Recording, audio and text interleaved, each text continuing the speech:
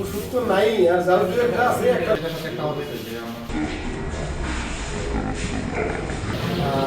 আজকে আমরা উপজেলা প্রশাসনের সহযোগিতায়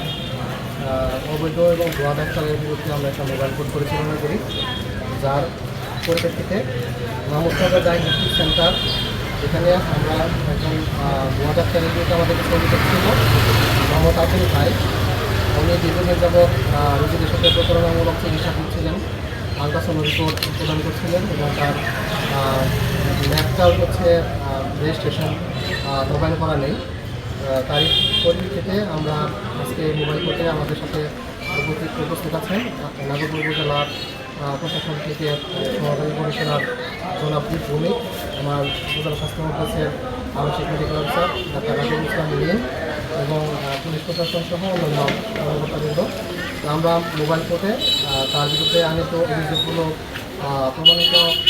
হয় এবং তার ল্যাবে আমরা হচ্ছে ল্যাব উত্তীর্ণ রিয়াজেন্ট পাই, যার পরিপ্রেক্ষিতে এবং জনগণের প্রতারণার প্রেক্ষিতে সে অবৈধ এবং ভুয়া পদ্ধতি ব্যবহারের প্রেক্ষিতে বিএনপিসি অ্যাক্ট 2010-এর 28 এবং 29 ধারা অনুসারে